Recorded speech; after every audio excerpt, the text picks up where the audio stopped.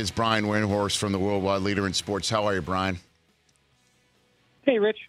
Where are you? Where have I caught you? Luckily, I am home this week after 4 straight weeks on the road. Damn. So buried in snow, but okay. What are you going to do? Yeah, no, look, man, it's in the NBA world. You're on the jump. You're all over the place. You're going everywhere. So I appreciate it. Sounds like you're recovering from the travel, so I appreciate you calling in. LeBron and the Lakers, after losing on Saturday night in New Orleans, he was asked after the game about some of his teammates, and he said sometimes you got to understand that it's being uncomfortable, or that it's something that happens, and a lot of these guys haven't been made to feel uncomfortable. How uncomfortable is it in Team LeBron's camp, best you can tell right now, Brian? Rich, I'm really trying to figure out what sort of code he's talking in. He does this. He's joked in the past about how he talks in code.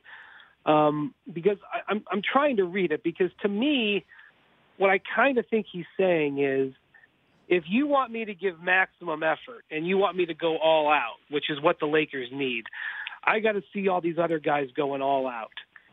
And I think that's what he's saying. And I'm being clear. I'm trying to pull my way through the weeds here.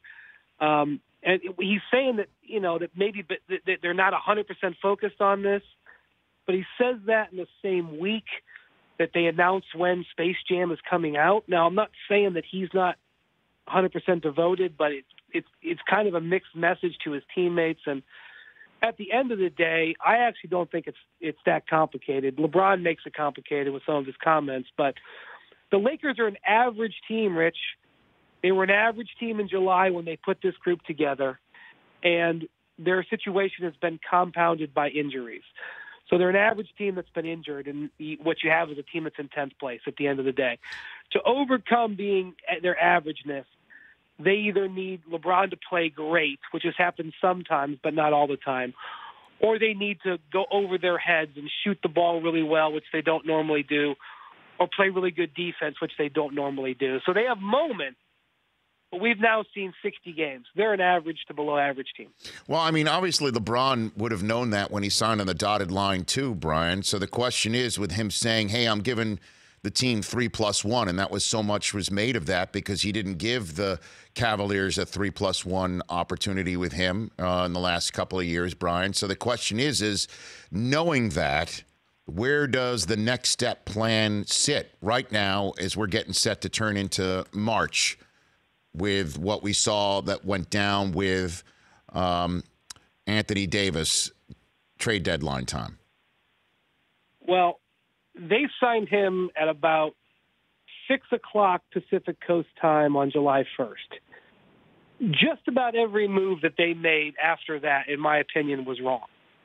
I kind of understood the Rondo signing because I understood that it was going to give LeBron sort of another guy to be a leader and to share the load a little bit. So I kind of get that, but everything else they did, I didn't understand. And so I don't know if LeBron was completely apprised of all of those plans, but just think of the concept that they signed Michael Beasley instead of Brook Lopez. Think about how much different it would be for this team if they had Brook Lopez, who's one of the best shooting big men in the league, on this team right now. My gosh, he might be worth 3 or 4 games to them. They might be in the 8th seed going for 6 or 7 right now. I just think that, we say that he knew what he was getting into. I just can't believe that he knew that the team was going to be this was going to be the roster when they got to training camp. So I think what he basically did, Rich, was he put a vote of confidence in to the Lakers franchise in the city of Los Angeles. He's basically saying, just like I really wanted to play in Los Angeles for the premier franchise, other people will want to come. And he's not wrong. Anthony Davis wants to be there right now. They didn't work out how it was going to happen, but I think that's ultimately his wager, is that the drawing power of the purple and gold and that city will ultimately work out however it's going to go. And right now it looks a little shaky, but in a year he could end up having really been smart. Brian Windhorst here on the Rich Eisen Show. I'll ask you the same question I asked Daryl Morey when he was sitting to my right in this chair on Thursday morning here in Los Angeles prior to that game against the Lakers. Do you think, and he said he didn't think so, do you think players who are free agents to be have already made their decisions or signaled their decisions to teams, lending actual credence to media conversations about conversations between Kyrie and Durant, or what the Knicks did with the Porzingis trade, knowing somebody had already signaled they're coming? Do you think that's already happened, again, as we're sitting here late February? I think there's been some eyelashes batted. But what I'll say about these guys is they're prone to changing their mind. I mean, let's just take Kyrie Irving as an example. This is a guy who not only went out and said that he was re-signing back in October, but he made a commercial in the Boston Garden where he said, "I hope to have my number in the rafters for Nike." That commercial was run hundreds of times in front of millions of eyeballs. And then he comes back and says, "Ask me again on July 1st," which, by the way, is probably the best way to put it. Ask on July 1st. Look at the varying moods that Kevin Durant has been in this year. If he was a free agent 15 minutes after Draymond Green ripped him a new one and got suspended in L.A. back in whatever it was in November or December, where would he have signed? Ask him again 15 minutes after they might win their third straight championship. I think as a team, you're hedging and you're leaning and you're trying to read the tea leaves, but I think it's preposterous to think that these guys have their minds made up. So this is what I always say about free agency. Making assumptions, and I say this whether it's February or November, I'll say it again if you would ask me in April. Making assumptions about free agency before we get to the end of June, before we get to the draft, is foolish. You're only making yourself out to be mocked later. Now, you could take an educated guess and be right, but I think these teams are lining up for the potential of it happening. I don't think anything's locked down, and if you think it's locked down, you're really taking a gamble that is not smart. What about the idea that anybody who signs with Clutch Sports and Rich Paul is preparing to try and play for LeBron in the next 2 or 3 years with his waning window, as Draymond Green just signed with them? Brian, is that a fair assessment? Well, I think at the end of the day, here's what you have to realize about Rich Paul. His career with LeBron, representing LeBron, is kind of over. He's done his last contract for LeBron. If LeBron gets another contract, it may be for a year somewhere.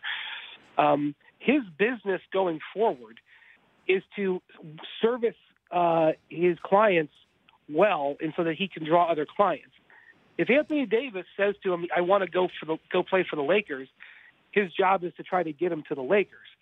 But he can't survive as an agent for the next 30 years, which is what he wants to do, by only servicing one client, LeBron James. And I agree that it's a sexy storyline that he is only operating for LeBron, but he can't do something for Draymond that would only benefit LeBron. He can't do something for Anthony Davis that would only benefit LeBron. Otherwise, he's going to lose all of his clients. So I just don't think it's rational. I know that the conclusions that are going to be jumped to, and obviously LeBron is his most important client, his first client, and all that stuff.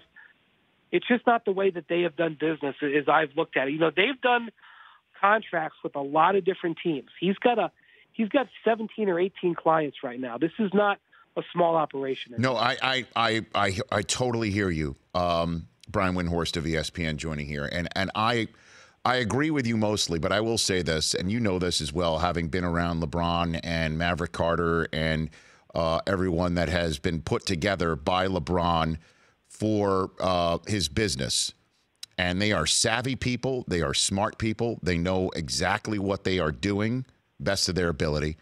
If I was LeBron, and I would make sure that every aspect of my world was geared towards not only making my present successful, but setting up the next situation. You mentioned Space Jam being announced this week.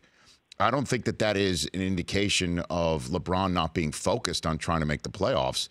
That's an indication of why LeBron's here in Los Angeles, okay? And knowing that Rich Paul and Clutch Sports has its own business and they do have to grow it so it is successful long after LeBron is done playing, I wouldn't If I'm LeBron, I'm using that best of my ability to get guys in right now to help me win because that helps make more Space Jams. Do you see what I'm saying? That makes sense, I here's think. The situation with Draymond. But here's the thing. You have to take each individually. Draymond Green is, I don't want to use this analogy, so I wish I could use a better one. Draymond Green is preparing for war this summer, Rich. This summer, he is eligible for a contract extension. He believes, whether he's right or wrong, that he has been underpaid the last few years, and that his underpaying and his recruiting helped them get Durant. You look at him, though, in his last 2 seasons, he has been in decline. 2 years ago, he was up to the top of his game. The last 2 years, he was in decline. We have the potential for an all-out fight between the Warriors and Draymond this summer over a contract extension. They could go so sideways that he could end up demanding a trade, or the Warriors, knowing how nasty this is potentially going to get, could trade him in advance of it, especially if Durant walks. It is time for him right now to prepare to go to battle. And Rich Paul has shown that he will go to battle. Not with LeBron necessarily, but if you go back and look at the way he went to battle with Eric Bledsoe, where they dragged that fight all the way out until mid-September to get a contract with who? The Cavs? The Lakers? No, the Phoenix Suns. He was in holdout situations with Tristan Thompson and J.R. Smith that dragged into the season. Yes, those are with the Cavs. But Rich Paul has expressed the desire to willing to go to war. He went to war with Anthony Davis, in this trade demand. That is what Draymond Green is hiring. He is hiring a wartime consigliere because he knows that coming up this summer is about to be the battle of his career from a contractual standpoint. That's why he hired him. Is there an ancillary situation where there's a threat of the Lakers out there?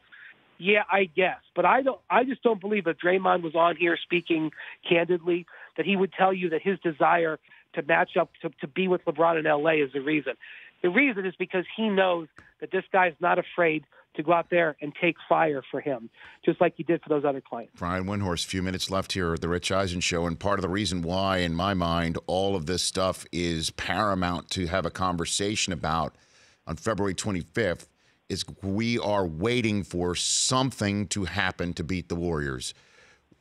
Could it be free agency? And certainly if teams go in and try and take Durant, or somebody from within breaks it up because, as you just mentioned, wants to go to war to try and get his and Draymond Green, which is entirely his prerogative, no question.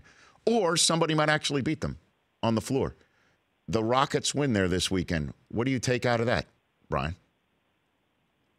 Well, one thing I would say is I was at that game in L.A. last week that the Lakers won. I thought Chris Paul looked fantastic. I know that everybody was focused on the refereeing and everything, and that's fine.